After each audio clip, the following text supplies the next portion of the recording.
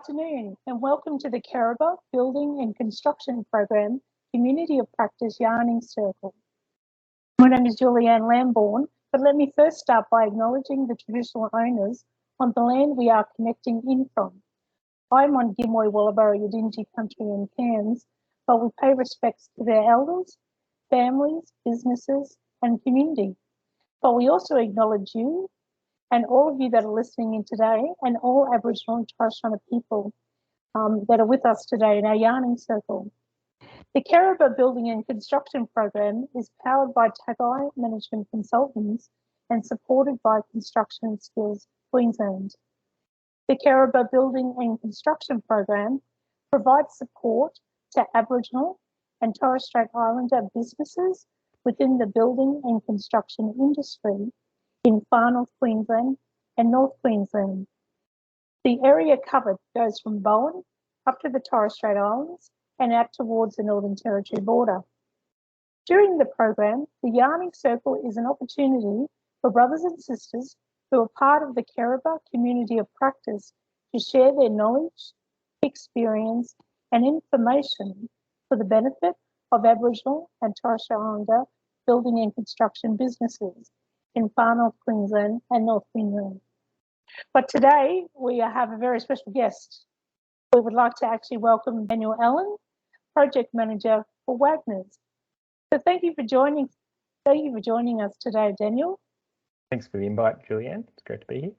Yeah, we're really excited because we do some work with Wagners and we're really excited to have you on as part of the Keriba Building and Construction Program. So let's start by telling us a bit about your role and about Wagners. Yeah, so Wagners is a big family-owned and now shareholder-owned manufacturing, construction services and construction company. We specialise in a lot of big manufacturing items like cement and concrete, down to steel and reinforcement. And then we also have a lot of new building components like CFT, so composite fibre, and EFC, which is a product of geopolymer concrete. And I'm project manager and I run our install projects part of the business, mainly using our composite fibre technology and doing a lot of ecotourism stuff and road bridges and things like that. So yeah, a bit of everything. Yeah, which is really exciting because, you know, Wagners is working on the Wangari Trail project up in Far North Queensland in Cairns. Yep. So, and all Wagners is a Queensland business as well. Isn't that right, Daniel? It is, yeah. Toowoomba. We're like down in Toowoomba, but we have offices in Townsville and Brisbane and all over the shop really. So. Yeah, no, very deadly. It's good to have you on and to hear.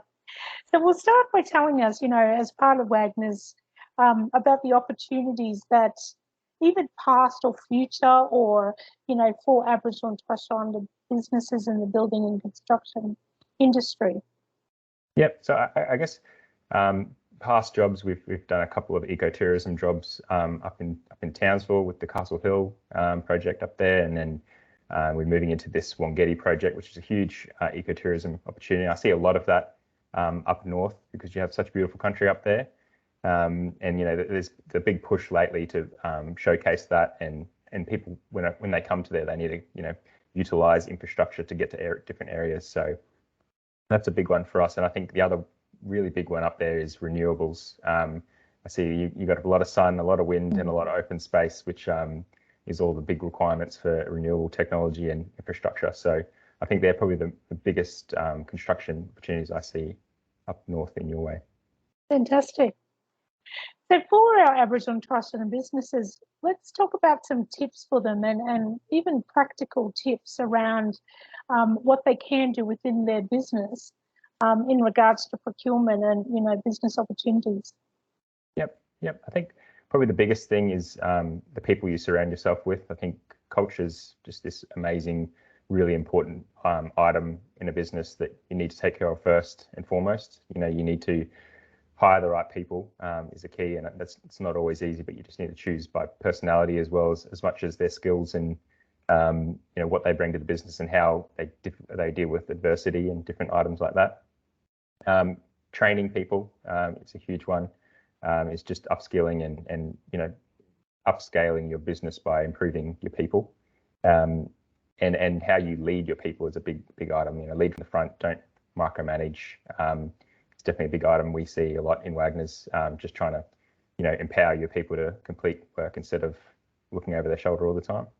I think a big top tip would be to find your niche, and try not to overdo different things. So find what you're good at, really key in on that, spend your marketing, your energy and your focus on those items instead of trying to do everything, because you spread yourself too thin and you end up making mistakes and doing things that you wouldn't normally do if you were just focused on the one item. Biggest key there would be just to be kind of predictable and profitable by focusing on one item. And then finally, I think probably communication would be the big one, especially with your client. Just always stay in touch. There may be times when things aren't going well on the project, but you just need to stay in touch, because it's going to keep them. They're going to feel safer and more secure, and it's going to mean a better level of respect and relationship with your client. So it's going to go a long way. That's fantastic.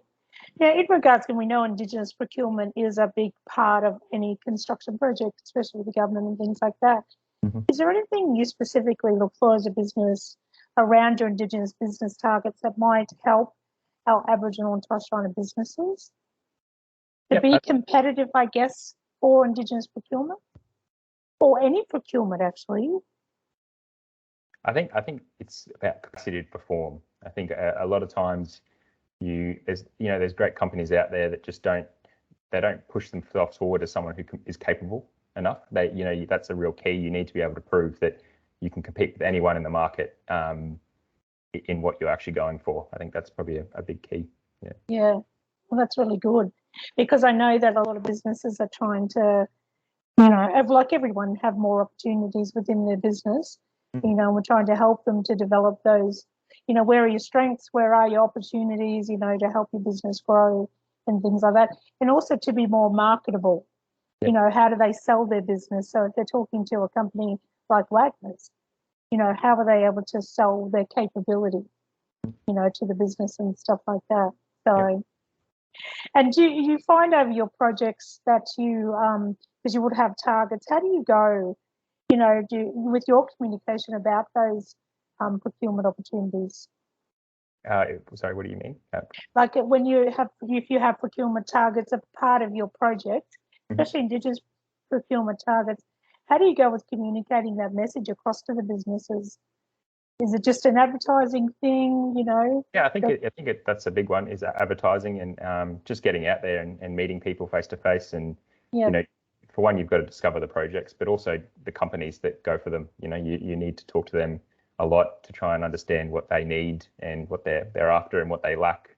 And I know Indigenous capable businesses is a big one, a really big one. If your company's capable, then you're going to get employed effectively. You just need to, you really need to be mindful that, you're pushing your ideals out there and getting traction. So. Yeah. And like you were saying before, and one of your top tips around communication, I think that is also so important, especially if you are, subcontracted in, having that communication channels open is very, very important, because we find that relationships are so important in business. Yep. And making sure we have those lines of communication. Yep. And even when you're outside a contract, there's plenty of work that's going on that you don't even know about until you talk to someone, and then they're like, oh, actually, I've got this great opportunity and you're perfect for it, but they hadn't thought of you until you talk to them. So I think that's a really big one, Julianne. Yeah, that's fantastic. Thank you, Daniel. It's very interesting. Now, do you have any final advice you would like to give to our Aboriginal and Torres Strait Islander building and construction businesses? I think, I've already touched it. I think really nail down what you're good at and what you want to go for. We all have little dreams that we want to do, which, you've got to include and foster and, grow. But I think the key is to find something that's going to make money and what's going to, allow you to create those opportunities and get skills for your people. And then just to get out there, just really get out there and talk to people and talk to businesses and create, like you said, communication lines with all different types of groups, because work can come from everywhere. So. Oh, that's fantastic. Thank you for that. So if we have any Aboriginal and Torres Strait Islander businesses that are interested in projects that Wagners might have currently or in the future, where can they go to find that information?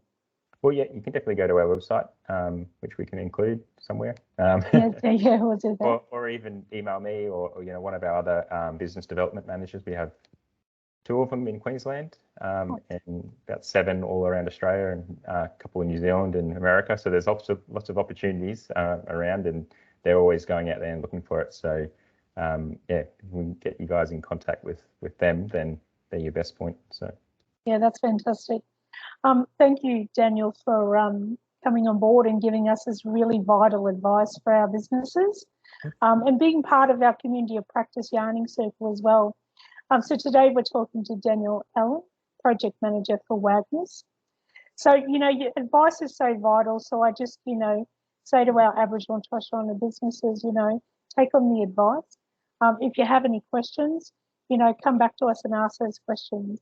And, we can actually try and give you the answers that you are looking for as well. So hopefully you've taken something away from our yarn today, as we have. But let us finish like where we started, by acknowledging the traditional custodians on the land upon which we are meeting all on today. And we pay our respects to the elders, past, present, and emerging. And I also extend our respect to all Aboriginal and Torres Strait Islander people that are here today and watching this video. If you are an established Aboriginal and Torres Strait Islander business in the building and construction industry and are operating in Far North Queensland and North Queensland, contact us today to be part of the program. We would love to have you on board. If you are a buyer, government department, or industry supplier and would like to be a part of our community of practice, we can encourage you to contact us as well. So thank you again for your it's invaluable actually, your advice today, Daniel. It's really good hearing from you because you are on the ground and you are doing projects in Far North Queensland and North Queensland. So your advice today is invaluable and very deadly yarn. So thank you again.